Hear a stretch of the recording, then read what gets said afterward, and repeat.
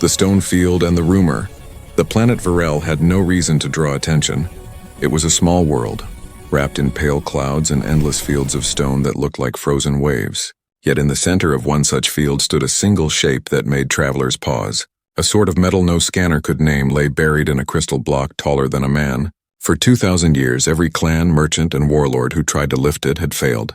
Some said it was cursed, others said it was waiting. When Alex Rivera landed, the sword was already surrounded by quiet watchers.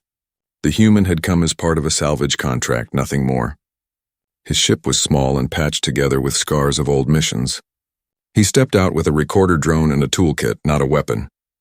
The air was cool, smelling of dust and static. Around the sword, dozens of alien banners flapped in silence. Alex was the first human most of them had ever seen. The local scholars whispered that humans were too new to the stars, too fragile to face relics that had defeated entire empires. He ignored them and studied the stones instead of the blade. The stones were not random. They carried faint patterns, maybe circuitry, maybe script. His drone hummed and recorded while locals laughed softly behind him. Lear, a Carrick scholar with translucent skin and bright eyes, approached and tilted his head. "You study the floor, not the blade," Lear said. Alex smiled a little and answered, "Every blade has a reason to rest. I want to know why this one hasn't left yet." The alien made a noise between a laugh and a hiss. "No one lifts it because the sword chooses. It knows the unworthy. The field rejects pretenders. Your kind may watch but should not touch." Alex shrugged and moved closer.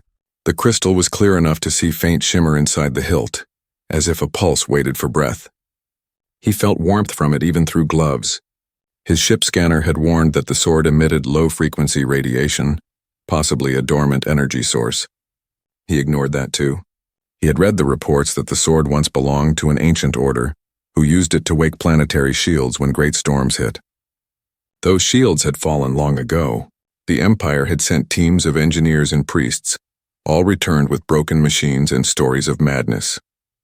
Still, Alex's orders were simple. Document, retrieve samples, send data back to the research division. But when he placed his hand on the crystal, something faint whispered through his neural implant. It was not words, just a sound like a heartbeat inside stone. Lear saw him freeze. "You feel it, don't you? That is what breaks the rest. The field tests your resolve until it empties you." Alex stepped back and rubbed his hand. "It didn't hurt," he said quietly. "It just felt alive," the crowd murmured. A few of the local guards shifted uneasily. The field had claimed more than one arrogant explorer before. Yet Alex did not push further. He simply sat near the stones and opened his camp bag. He started repairing a broken water pump for the nearby trading post while keeping one eye on the crystal. Children from the nearby village approached him, curious about the strange tools that hummed and whirred. When one of them cut a finger on a shard of metal, Alex bandaged it and smiled. It was nothing heroic, just decent, but Lear watched him for a long time afterward. That night the wind howled over the stone field. Lightning rolled far across the horizon, painting the world in white flashes. Traders huddled in their tents and told old stories about the sword's last owner. They said the ancient guardian had sealed himself inside the crystal after the final storm, vowing the sword would only rise again for someone who protected rather than ruled. Alex listened without interrupting, his drone translating the alien dialect into simple speech. He stared at the map of the sky, wondering how many myths had been born from desperate acts like that. Somewhere beyond those stars, an imperial fleet was rumored to be moving. If they found this world unprotected, another culture would vanish overnight. At dawn, the quake came. It began as a faint vibration and grew into a roar that threw tents and tools into the air. The stone field cracked, dust spiraling up like smoke. Alex ran toward the village as screams echoed. A merchant's cart toppled near the circle, trapping 2 children beneath its edge. Liar shouted for guards, but they hesitated near the sacred ground. Alex didn't. He dropped his pack, slid across the shaking dirt, and heaved the cart upright, muscles straining until his vision blurred. He dragged the kids out and pushed them toward their families just as another tremor threw him off balance. The crystal flared once, sending a beam straight into the gray sky. Everyone froze. The quake stopped as if cut off. The field grew silent again, except for the ringing of the sword's hum. Alex turned slowly toward it. The crystal's glow pulsed in rhythm with his heartbeat, visible even through his sleeve. Dust swirled, drawing faint shapes of old runes in the air. Lear stared in disbelief. It responded to you, he whispered. That cannot be. Alex walked closer, every step crunching over fractured stones. He stopped a few feet away, looking at his reflection in the crystal's smooth surface. His hands trembled slightly, but his face stayed calm. If it's waiting for someone, he said softly, then maybe it's tired of waiting. He reached out again. The hum deepened until it felt like thunder under his skin. Energy crawled up his arm, not painful, just heavy. The sword did not move, but the crystal shimmered as if thinner than before. Behind him, the villagers watched with wide eyes. Some knelt. Others backed away. The moment stretched long and strange, filled with a pressure that felt like both test and welcome. When Alex finally stepped back, the glow faded but did not vanish. The sword had not been claimed, but it had noticed him. Lear exhaled slowly, breaking the silence. Human, he said, voice almost reverent. What did you say to it? Alex looked down at his shaking hand and answered, Nothing. I just said I was here to help. The field stayed quiet after that, but word spread faster than the wind. Across outposts and taverns, the rumor grew. No alien could lift the ancient sword on Varel, until the human tried. The choice behind strength. The following days passed in a strange calm that felt like the air before a storm. The crystal sword no longer pulsed with the same fierce light, but faint lines now ran through its surface like veins of living metal. The villagers called them the breath marks and said it meant the sword had awakened. Everywhere Alex went, eyes followed him. Some filled with awe, some with envy, and a few with hate. The local war leader Vec came down from the mountain camp with his soldiers, towering in armor built from scavenged starship hulls. He stood before the circle and looked Alex up and down like a wolf sizing up a meal. Vec was broad and cold. His forearms crossed over his chest as he spoke. You touched what none of us dared, off-worlder. If the sword answers you, then you serve me now. Together we will take the shield and claim this world for our clan. His voice carried the kind of confidence that came from long survival through violence. Alex only shook his head and said evenly that the sword belonged to the planet, not to anyone's ambition. Vec's expression tightened and he turned away, muttering that humans never understood strength. Lear stayed near Alex through it all, driven by curiosity more than loyalty at first. He followed him into the ruins outside the village where Alex studied ancient walls covered with faded carvings. They showed figures not of one species but many working together to hold a single sword high against storms and fire. It made Lear uneasy to see so much unity carved in stone when his world was now split by clans that fought even for drinking water. He asked Alex what he thought it meant. Alex traced one cracked line with his gloved finger and said quietly that maybe strength was never about who held the weapon, but why they did. Lear laughed then, sharp and quick, and said humans had strange ideas for creatures who built nuclear weapons before they learned peace. Alex smiled at that and kept working. In the evenings, Alex helped the villagers repair their water pumps and solar shields. He spent hours under the orange sky teaching them how to reroute energy cells through salvaged parts from his ship. The people began to bring him food and spare materials. Children came to watch him build small drones out of broken sensors and tin. He never asked for payment. He only asked that they keep the work going when he left. Lear began to see how quickly humans inspired trust, not through dominance but through action. In every port he had studied alien diplomats who bargained and threatened, but Alex simply shared what he had and moved on. Yet the more good he did, the deeper the sword's glow became each night, as if feeding on those choices. Vec's men did not like that. They spread talk that the human was using tricks to control the relic. They claimed the sword's awakening would bring the Empire down upon them. When scouts returned from the northern range saying they had seen flashes in the sky, fear spread through the settlement. Some believed the Empire fleet was close. Lear confirmed strange signals on the long-range band, though distorted. Alex listened and frowned. If the Empire found the shield system before it could be repaired, the whole planet would become a footnote in their conquest. He walked out to the sword again at dusk while the villagers gathered to watch. The field shimmered faintly as if expecting him. He stood there for a long moment and then spoke softly. If you can hear me, he said, show me how to keep them safe. The wind picked up and the crystal began to hum again. Light poured from the seams like slow fire. Alex stepped closer and laid his palm on the surface. Pain shot through his arm like ice, but he did not pull away. Behind his closed eyes, shapes moved. Images of the world seen from above, points of power deep under rock. the faces of those who had once wielded the sword. Their voices blended into one message, not spoken in words but in feeling. Protect without pride, lead without wanting rule, hold the blade only when no one else will. He understood then that the sword did not test strength of muscle or mind but of heart. It judged by intention alone. Lear saw him sink to one knee and shouted, but Alex raised his other hand to show he was all right. When the light faded, he stood again, breathing hard. The crystal had thinned slightly around the hilt. For the first time, the outline of the blade inside could be seen fully. It gleamed silver with faint blue lines pulsing like veins. Lear approached carefully, scanning with his device. "The density changed," he said in disbelief. "The barrier is weakening. You did something to it." Alex shook his head. "I just asked for help." That night no one slept easily. Some villagers prayed, others hid. Vex sent messengers demanding Alex come to his fortress and offer the sword's power and allegiance. Alex refused. He sent back a message saying that if the sword was meant to rise, it would rise for all, not for one. That refusal made Vex furious.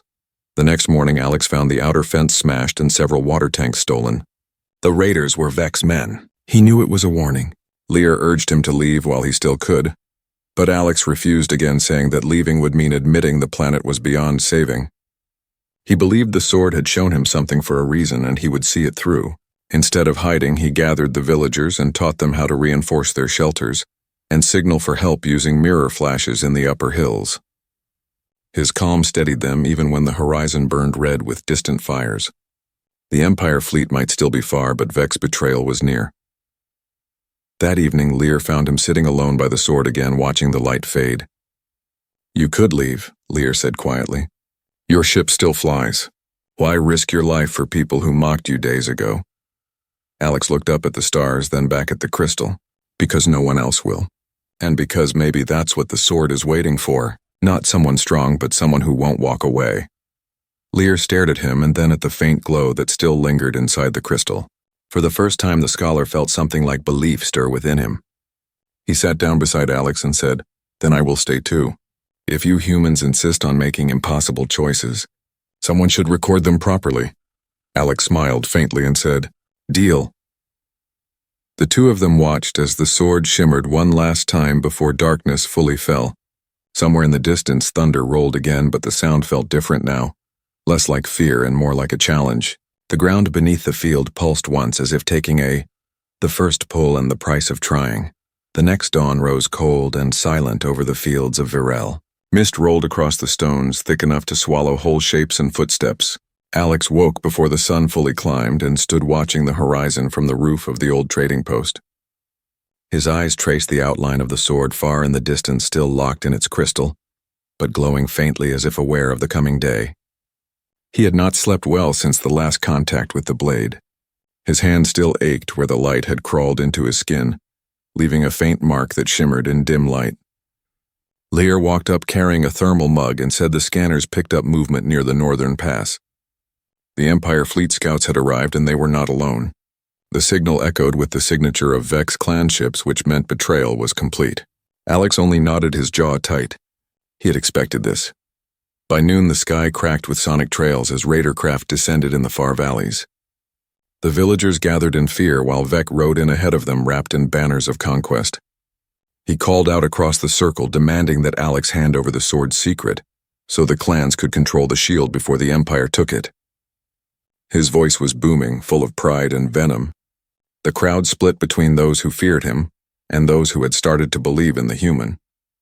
Lear stood at Alex's side, recording everything, his translucent face tight with worry. Alex spoke calmly, saying the sword was not a throne to claim, but a promise to keep. Vex sneered and stepped closer, pointing his heavy blade toward Alex. "Then prove it," he said. "Let the sword decide between us. If you truly believe it listens to you, then lift it before us all and let the gods choose who is worthy." The challenge spread like wildfire through the crowd. Even those who had mocked the human leaned forward, waiting. Alex looked at Lear, who only whispered that once begun, there would be no turning back. Alex stepped into the circle. The ground under his boots hummed faintly as if remembering him. He walked slowly until he stood before the crystal. The light inside swirled like a storm trapped in glass. He could hear faint whispers again, not of voices but of emotions. Resolve, sorrow, hope, fear, all blending into a single tone. He placed his hand against the surface and took a deep breath. The world seemed to hold its breath with him. The first pull was like grabbing a thunderbolt. The energy shot up his arm and filled his lungs until he could hardly breathe. The crowd gasped as the crystal cracked with a sound like ice splitting underfoot. A wave of heat rippled outward, throwing dust into the air. Lear shielded his eyes as blinding light poured out. The sword moved only a fraction, but that was more than anyone had ever seen. The crystal groaned, and thin lines of molten glow spread around the base. Alex's muscles trembled, yet he did not let go. He felt the weight of the planet itself pressing against him, testing his purpose. It was not pain that broke him, but the raw pressure of something vast. Finally, the light exploded in a single pulse, and he was thrown backward into the dust. When he woke seconds later, the world was spinning, and his right hand burned with a mark deep as a brand.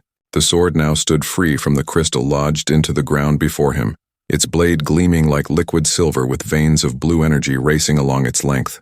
A sound rolled through the valley, half thunder, half heartbeat. The crowd fell silent in awe. No one had ever moved it, let alone freed it. Lear rushed to his side, shouting his name, but Alex was already pushing himself up, dizzy but alive. Vec's face twisted from shock into fury. "Trickery," he barked. "No mere human could do this." He used machines. But the sword ignored his words. It floated upward slightly, then sank back into Alex's grip as if choosing him. Everywhere around the field, ancient pylons began to rise from beneath the earth, black monoliths glowing with the same light as the sword. Dust poured off them in rivers as the ground vibrated with deep rhythmic beats. Villagers fell to their knees, some crying, some laughing. Lyre recorded it all, whispering that they were witnessing the reactivation of the planetary shield network, thought lost for millennia. Alex barely heard him. The mark on his palm was bleeding faint blue light that pulsed in time with the sword's hum. He could feel the blade alive in his hand, but it was heavy not in weight but in memory. He sensed pain in it, the echo of those who had carried it before and fallen. He staggered back toward the village center while the pylons continued to awaken one by one, stretching toward the horizon like sentinels. In the sky, distant shapes appeared, small points of metal reflecting sunlight. The Empire scouts had seen the activation. They would come now in full force.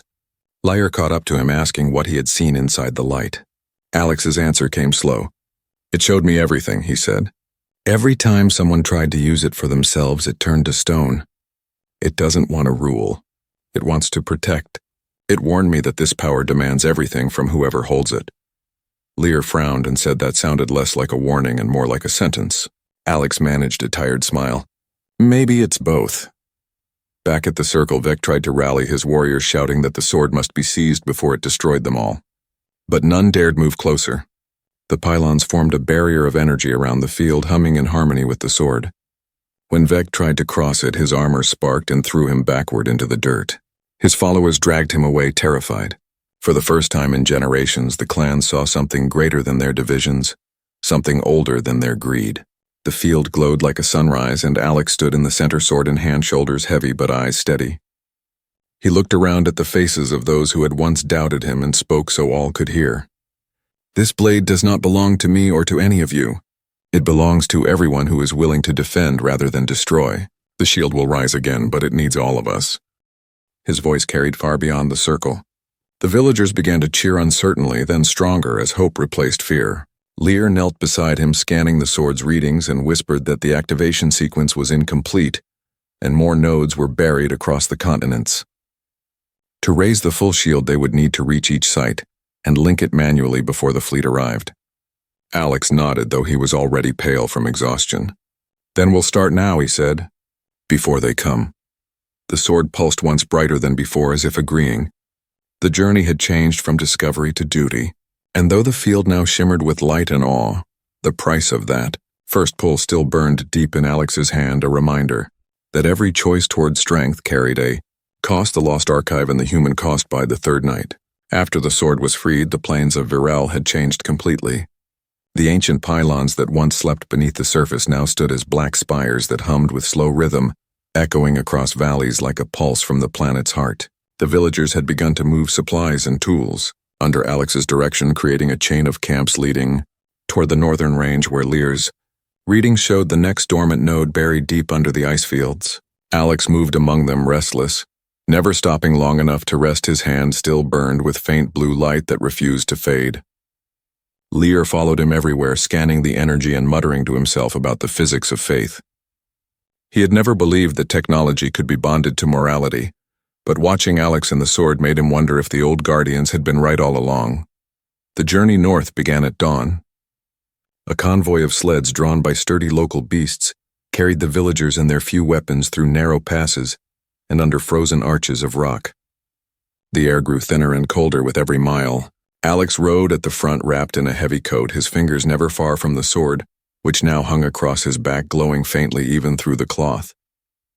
He could feel it tugging him as if guiding him toward something unseen. Lear rode beside him, adjusting his mask against the frost.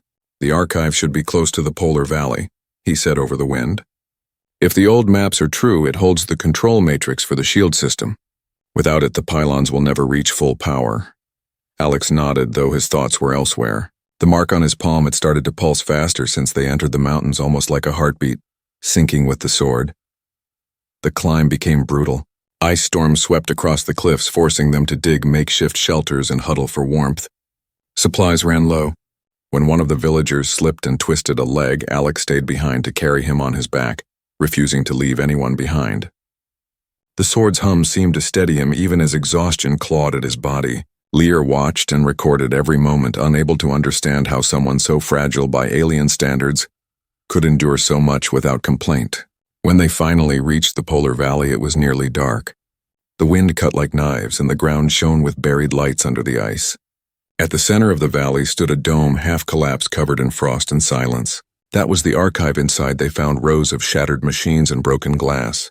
The ceiling was a frozen mirror reflecting the faint glow of the sword. Fire brushed away snow from a console and gasped as ancient symbols flickered alive. "It still runs," he whispered. "After all this time, it still remembers." Alex placed his hand near the terminal and the mark on his skin flared. The machines answered with a deep hum, and the entire chamber lit up in rings of light. Holograms formed around them, showing figures of the old guardians moving through corridors of fire. One voice rose above the rest, calm and solemn. "To restore the shield," it said, "one must bind life to the code. The sword is the key and the bearer the bridge. Without the bond of heart, the shield becomes a cage and the world will burn from within." Alex's jaw tightened as he listened. Lear looked from the projection to him with dawning horror. "It needs a living conduit," he said. "It drains life to fuel the system. That's why it chooses. That's why no one survived it before." The truth sank heavy between them. To save the planet, someone had to pay the cost. Alex stood silent for a long time, then turned toward the holographic map, showing the network of pylons stretching across continents. "How long would it need?" he asked quietly. Lear hesitated before answering. "Maybe days, maybe hours, but it would consume the bearer completely." "There's no reversing it." Alex only nodded. "Then we make sure it's worth it." Before they could say more, the alarm pinged on Lear's scanner. An enemy signal was approaching fast. The hunter ship of the Empire had tracked their trail through the mountains. Its engines echoed like thunder across the valley. Alex ordered the villagers to retreat deeper into the archive tunnels while he and Lear stayed behind to delay the enemy. The sword thrummed with eager heat in his hand as he stood at the entrance waiting. The ship landed on the ridge and armored soldiers poured out their rifles, glowing in the snowlight. Lear ducked behind a pillar, shouting warnings, while Alex stepped forward, his breath forming clouds in the freezing air. When the first shots came, he moved without thought. The sword sang through the wind, cutting beams of energy apart mid-air and sending shards of light scattering. Each swing drained him, but the blade moved faster than his eyes could follow, as if guiding itself. The fight raged through the ruins, the echoes of combat mixing with the old machine hum. Lear tried to reroute power from the archive into defense turrets, but the system refused to obey. Alex faced the hunter captain in close combat. The alien was twice his size, armored in plates of living metal, but Alex ducked under every strike, using speed and instinct more than skill. He drove the sword through the ground, and a surge of energy exploded outward, knocking the captain back. The light from the blade flared high enough to blind both sides for a heartbeat. When vision returned, the hunter ship was burning. The enemy fled, leaving their dead in the snow. Alex collapsed to one knee, breathing hard, his arm numb and trembling. Lear ran to him, scanning frantically.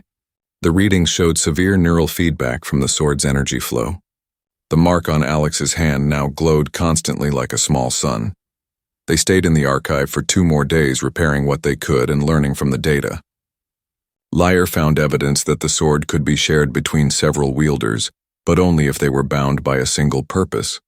It required trust deeper than blood.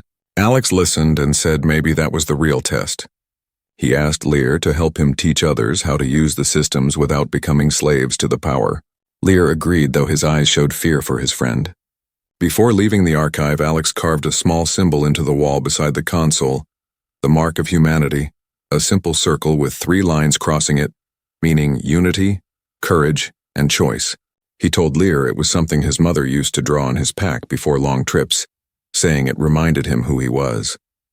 Then he turned toward the tunnels and led the survivors back into the light. As they stepped outside, the first dawn in weeks painted the ice gold. The pylons in the distance pulsed faintly in response to the archive's activation. The sword at Alex's side seemed lighter yet heavier at the same time. He knew now what it demanded and what it would take to finish this task. Lear walked beside him, silent for once. The cold wind carried the faint echoes of the old guardian's words: protect without pride, lead without wanting rule, hold the blade only when no one else will. Alex closed his eyes for a moment, feeling the truth of it settle deep inside. He had found the lost archive and learned the price of being chosen. The road ahead would demand more than strength. It would demand everything, breaking the myth of invincibility.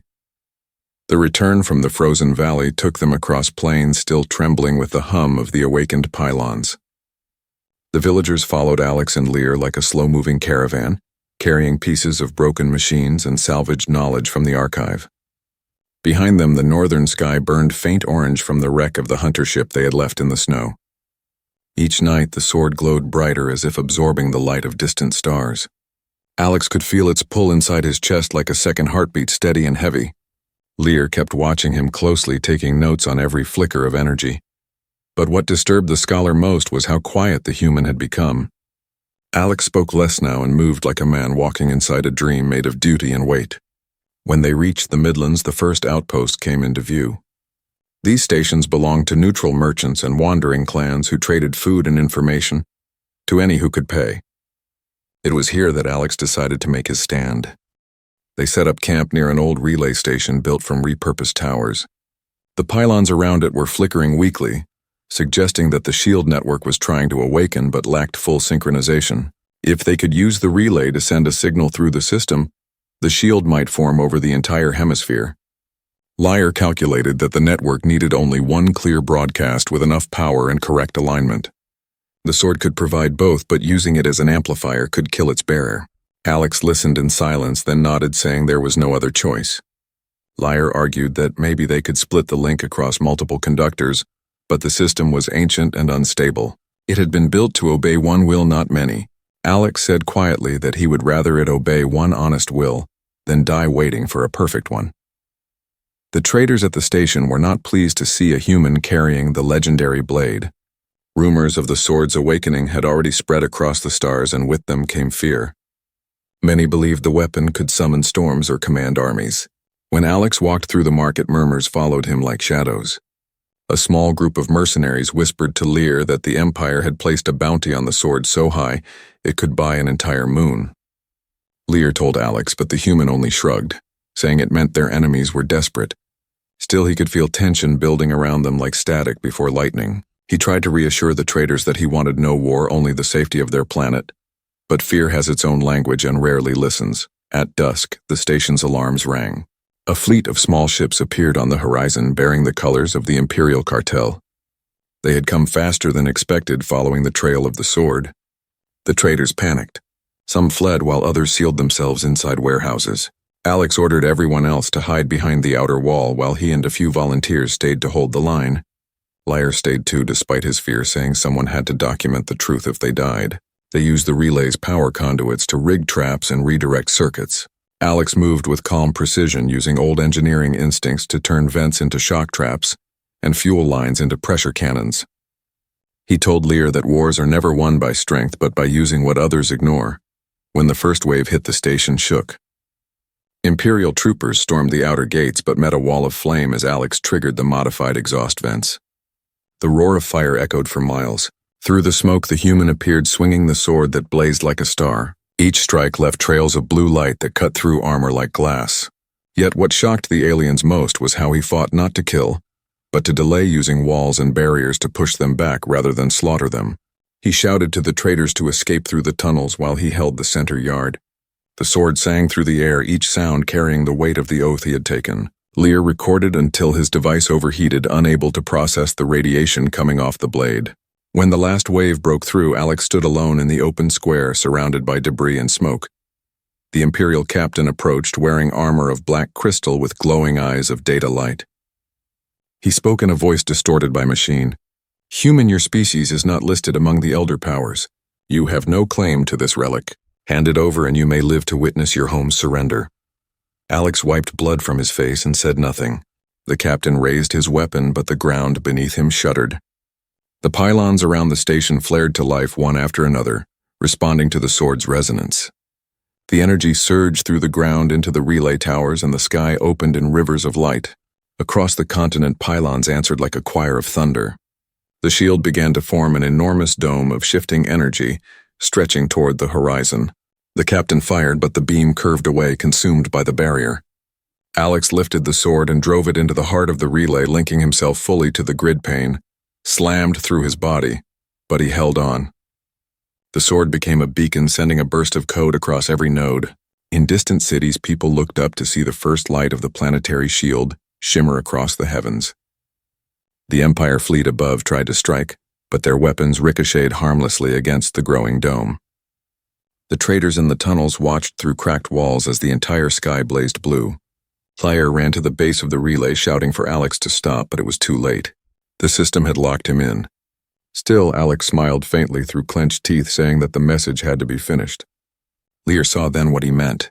Through the relay's communication grid, the sword was broadcasting not only energy but data. The truth about the cartel, the archives, and the crimes buried for centuries. Worlds across the network received the transmission. Panic spread through the Empire ranks as their secrets spilled open. When the light finally dimmed, Alex collapsed beside the relay, his body drained of strength but alive. The sword's glow softened, now steady and calm.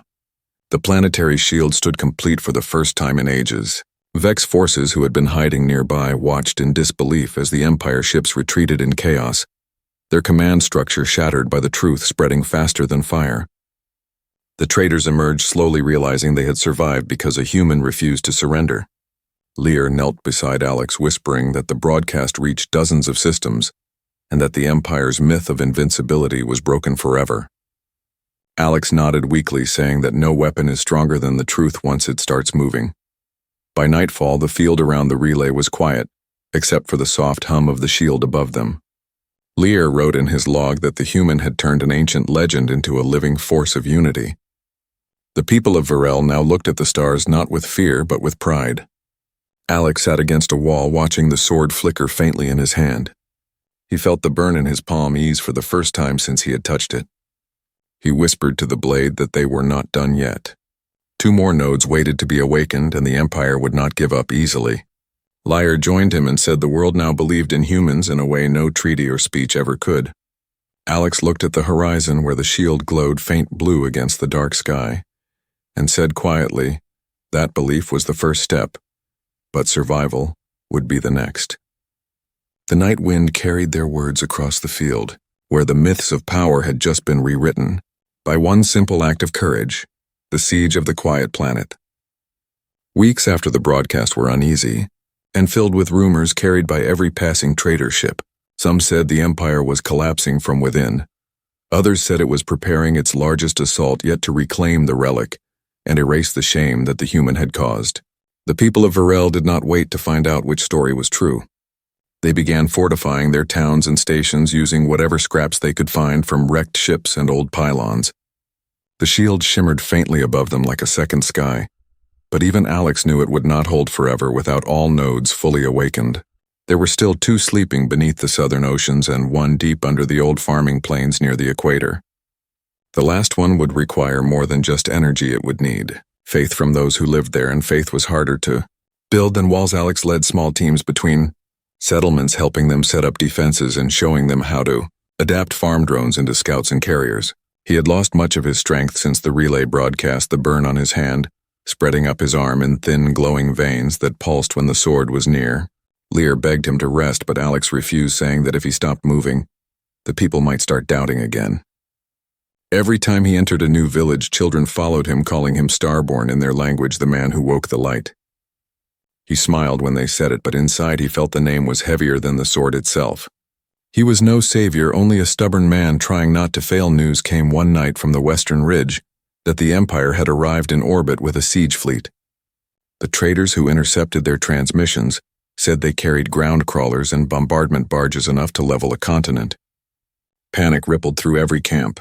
Some leaders suggested surrendering the sword to spare their people. Alex stood before them in the flickering light of a bonfire and said that surrendering a promise never saved anyone, it only delayed the pain. He told them the sword did not belong to him but to the world, and that the world must defend itself now. His voice was calm but carried deep enough for even those standing in the shadows to hear. Liar translated for the aliens who did not understand his words, but they understood his tone, and many bowed their heads in quiet resolve. When the siege fleet began its descent, the sky turned red. Fire streaked across the clouds as dropships entered the atmosphere. The first explosions shook the far hills and a wave of dust rolled toward the plains. The villagers scattered to their posts. Alex and Lear moved to the command shelter they had built from the ruins of an old observatory. Holograms showed the incoming forces spreading out in formation. The sword lay across the table, glowing softly as if it knew what was coming. Lear watched the readings and said they could not fight a war of numbers, but maybe they could fight a war of time. If they held long enough, the shield might absorb the energy of the bombardment and evolve into something stronger. Alex nodded, saying then their goal was not victory but endurance. The first attack came at dawn. Giant siege crawlers rolled across the plains, crushing everything in their path. The villagers opened fire with improvised railguns made from old turbines. The explosions were small compared to the Empire's artillery, but enough to slow them. Alex led from the front, fighting not with orders but example. He carried the sword like a torch, guiding others through the smoke. His prosthetic-clad marine companion Juno, who had lost his arm in the archive fight, now commanded a defense line near the old farms. Together they turned irrigation towers into sniper nests and flooded fields into traps. Every hour felt like a day. Liar moved between shelters carrying messages and morale shouting that the humans still stood, and so should they. By the second night the sky burned with constant flashes of war. The shield above flickered under pressure. Imperial officers sent demands for surrender, broadcasting promises of mercy that no one believed. The villagers answered with silence. Alex gathered what remained of his closest fighters around the central pylon near the equator, where the last node was buried. He told them the truth, that activating it might kill him, but without it the shield would collapse within days. None tried to stop him. Instead, they volunteered to help, even knowing the cost. Lear argued fiercely, but Alex only smiled tiredly and said if he died, Lear would have to finish the story and make sure the galaxy remembered why humans fought. The final push came with the dawn of the third day. Empire barges descended low-dropping waves of mechanized infantry. The ground trembled with their march. Alex ordered civilians to fall back and gathered the remaining warriors around the pylon's base. He raised the sword and spoke a single command word learned from the archive. The blade responded with a thunderclap of light, sinking into the ground and awakening the node. Energy burst upward, forming a column of blue fire that climbed into the clouds. The Empire's first bombardment hit it, but instead of breaking through, the light spread wider across the horizon, forming a dome of shimmering energy. The fleet above found their weapons useless again. The shield had absorbed their power and fed it back into itself stronger than before, but the strain was killing Alex. His body shook violently, his eyes glowing with the same blue fire that coursed through the sword. Lear reached him, shouting for him to stop, but Alex was beyond hearing. He was no longer controlling the sword was controlling him, pulling life through his veins to feed the shield. Juno and the others held the line against the last assault, buying every second they could. The villagers who had once feared him now fought side by side with alien allies, singing the old Earth songs Alex had taught them through the radios. The words carried over the fields, raw and human, a sound of defiance that made even the enemy hesitate. Then something unexpected happened. The shield began to resonate with the songs. The frequencies aligned perfectly, amplifying through the pylons. The energy waves turned into harmonics that stabilized the system. The burden on Alex's body lessened just enough for him to breathe again. He felt the world itself lending him strength through the voices of those he had saved. The sword burned brighter than ever, and for a moment he could see through the clouds into orbit where the Imperial ships were retreating, their engines flaring in panic. The fleet commander sent one final order to ram the planet, but the flagship lost control, spinning into the gravitational corridor and exploding in a storm of light. The remaining vessels scattered into the dark silence followed the blast, broken only by the sound of rain falling on metal and soil. The shield still shimmered, but softer now, like a resting guardian. Alex fell to his knees, the sword sliding from his hand and embedding itself in the ground where it continued to hum gently. Lear ran to him, catching him before he collapsed fully. The human's breath came shallow but steady. His eyes opened long enough to see the villagers emerging from their shelters, cheering through tears. He managed a faint smile and whispered that the world was theirs now, and they should take care of it better than those who came before. Lear nodded, gripping his hand as the mark on his palm faded into stillness. The siege was over. The people of Virel had survived not because they were the strongest or the most advanced, but because they had believed in each other long enough to hold the line. The myth of human fragility was shattered forever among the stars. On that quiet planet where once no one could lift the sword, a new legend had been born, forged, not by conquest but by courage. The Starborn Gambit and the end of the Purge, the days after the siege, passed like fragments of a dream that refused to fade. The sky of Virel glowed faint blue where the shield touched the clouds, and the fields where fire once raged now shimmered with strange new life. The pylons pulsed quietly across the horizon like the slow heartbeat of a living world. Word of the victory spread through every channel, through every system that had once whispered that humans were reckless, primitive, and fragile. Now they spoke the name of the starborn human who had faced the Empire and lifted the sword none could move. In the markets of distant colonies, traders recited stories of the siege of the quiet planet, how a small group of farmers and wanderers had held off a fleet, and how one human had turned an ancient relic into hope. Yet on Virel itself, peace was uneasy.